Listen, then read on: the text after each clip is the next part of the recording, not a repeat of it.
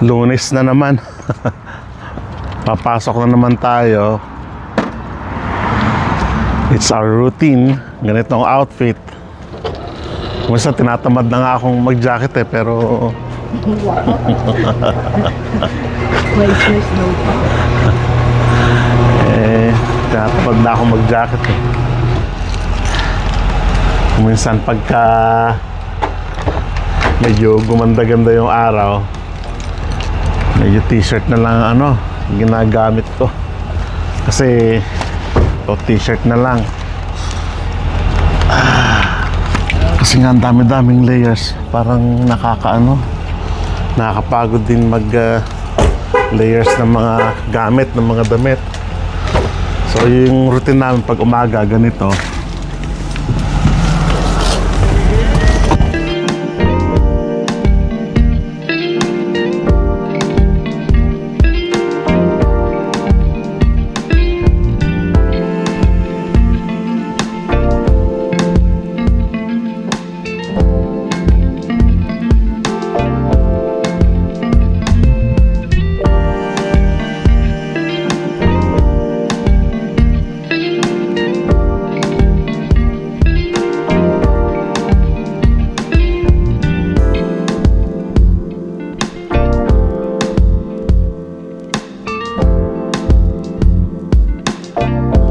Nga ngayon na nasa division na ako at nagtuturo na, medyo late na ng konti yung pagpasok, unlike dati sa daycare.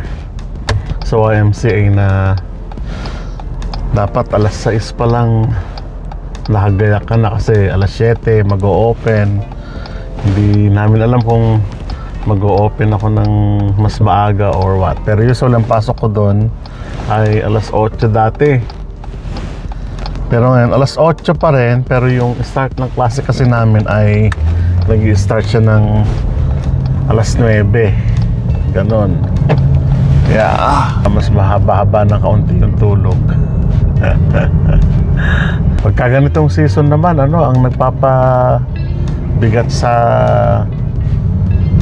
amin sa pagpasok na kailangan talagang medyo maaga pagka alam mong medyo may ginagawa o may construction.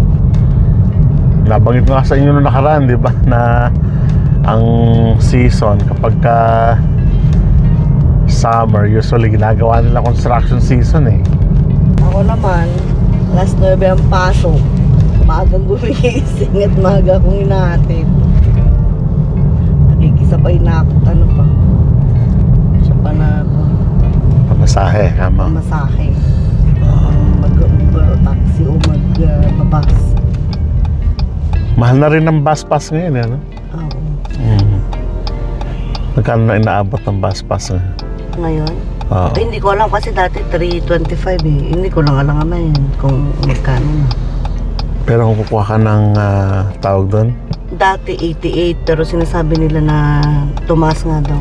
Yung isang buwan 88. $88, no? Mahal na rin Instead yan, makakarating ka na mas maaga sa trabaho mo, medyo malilate ka ng konti kasi nga tulad niyan sa paghahatid, medyo madidelay ka ng konti kasi nga construction season na. Maliit lang naman ito pero syempre magkukos pa rin ng traffic yan. June, medyo na yan, patapos na yan. Mag-start ng iba't ibang events like yung Queen City X, yung mga marathon dito, maraming marathon dito pag summer, no? Masaya pagka summer kasi walang hindrance sa paglabas. Nandito na kami sa aking workplace. Malapit-lapit lang. Diba? Pero parang ang layo-layo. Kasi yung traffic. Kasi sa traffic. Malapit-lapit lang. Tapos mo na ako. Dapat.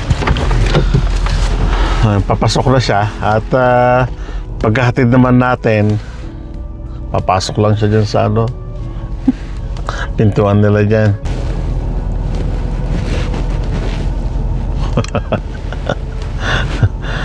Yan, ganun ang papasok dito siya sa kanyang workplace. It's a medical clinic to. Akala nyo ba bahay to? Hindi. Parang bahay. Dito lang kami sa Broad Street. Yan ang pinaka-city. Okay, ngayon naman pupunta na tayo sa ano, sa school kung saan nagtuturo naman ako. Yan ang routine natin. Ay nako. Yan, pag inabutan ka na ng busy ng daan, medyo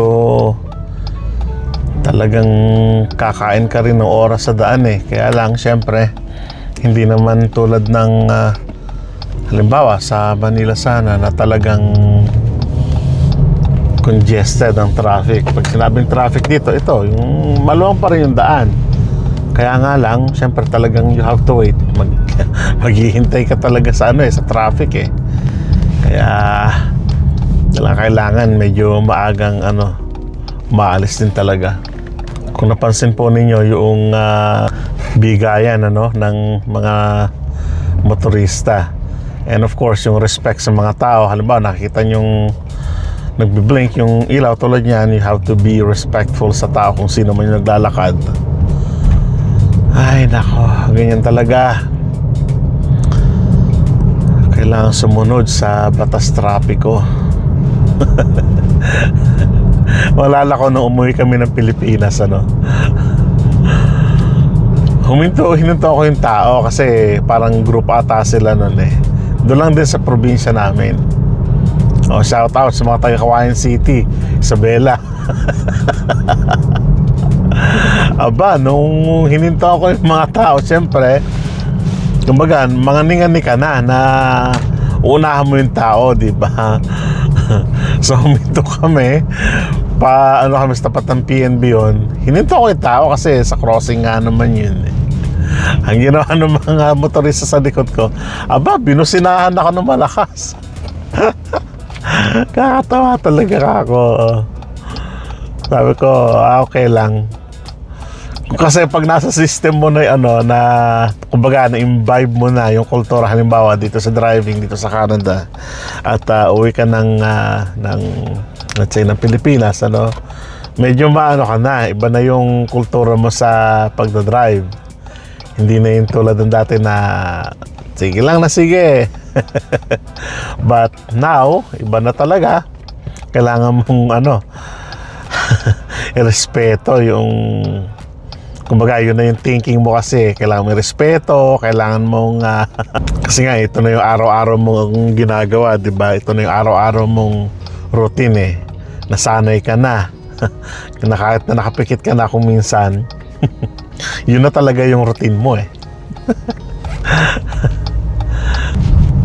Ito yung Albert sa dinaanan natin kaninang inihatid natin si Precious kasi dati ano to, bumaha dito eh kasi nga yung ano, yung tubo ata sa ilalim ng tulay na to parang bumitak ata yung parang naglilink ng tubo doon sa kabila papunta dito sa mga residential area. Parang ano siya, nagkaroon ng problema. Kaya isang taon din na tiniis ng mga isang taon din na halos nire-repair yan. So well, hopefully ay matapos na yung mga ginagawa dyan sa tulay para mas maigi yung daloy ng trapiko. Dito nga pag nadadaan ako dito, naalala ko yung ano eh, yung sa Muñoz, yung CLSU, 'di ba? Marami akasya doon na nagsasalubong yung canopy ng mga puno. Parang ganun dito. Lalo na pag summer kasi berding-berde yan, nakatawang dumaan dito. Kasi ang dinadaanan mo yung ilalim ng puno na berde, malilim. Lalo pag summer, mainit din dito pag summer. Maabutin kami ng 30, talagang tulas din ang pawis dito. Usually pagka galing ko na school ng Monday, sinusundo ko si Precious. mga 4:30, parang ganon. At diretso uwi na kami ng bahay. Pero ngayon, dahil sa may kulang na tao sa pinapasokan niyang isang trabaho niya, papasok siya dun sa isang trabaho niya mamaya. Kaya diretso uwi tayo mamaya. Yan, tulad yan, mga dumadaan, hihintaan mo talaga yan kahit na wala kang sign. Basta nasa corner, kailangan mong huminto, kailangan mong magbigay ng way para sa mga nagdadaan.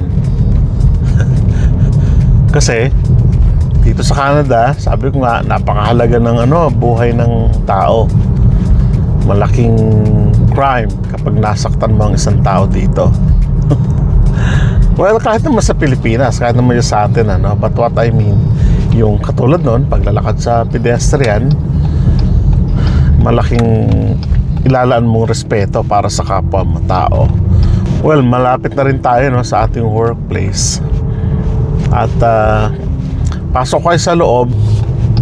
Pero hindi ako sure kung makapag-video tayo sa loob. Kasi kung may tao na doon, hindi na pwede, syempre,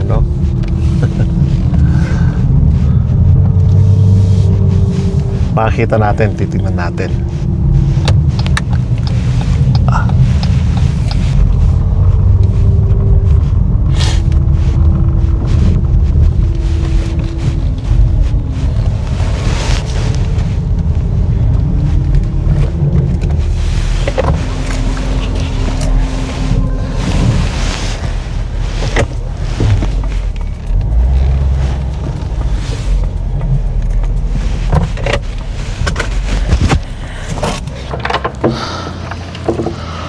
Ayan, nakarating din. Ilaw, unang-una.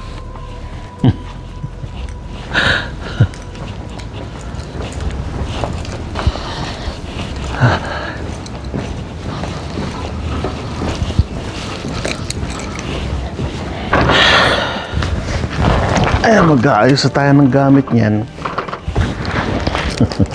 Magbababa ng mga, siyempre mahalaga, kape. Kakape tayo habang tuturo. Ito naman ay regalo ko sa mga bata at the end of week. Kasi siyempre para motivating sila. Tingnan nyo, Pilipinas sa Pilipinas. Nakasupot.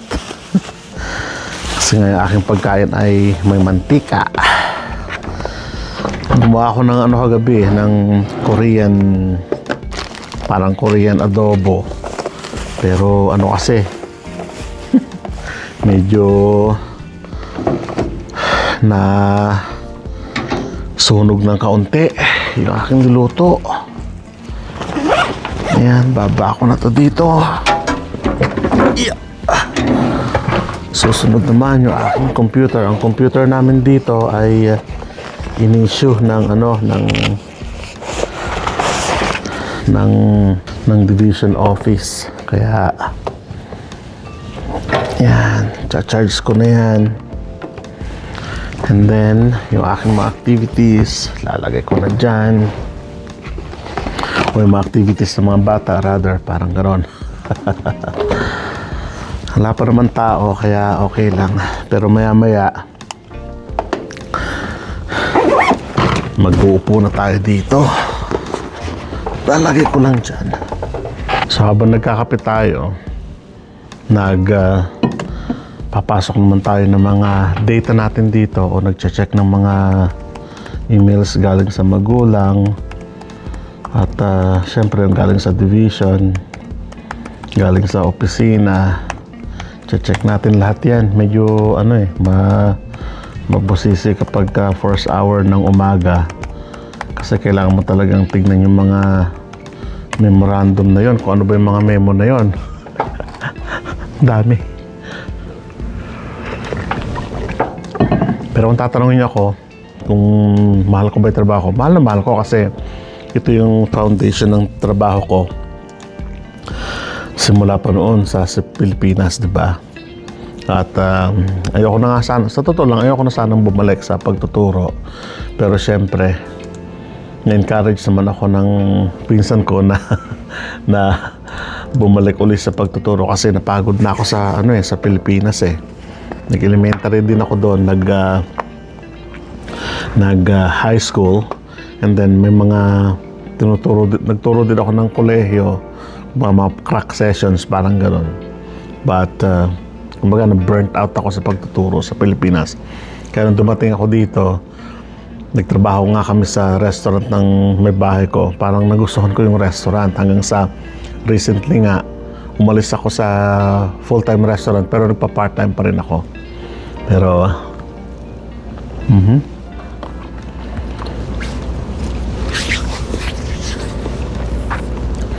magaling mag-convince yung aking pinsan na bumalik sa pagtuturo. Alright, so iwan ko muna kayo at check ko muna yung mga emails para ready na ako for the day. Maraming salamat sa pagsama nyo sa akin mula sa bahay hanggang dito. Kita-kita tayo sa susunod.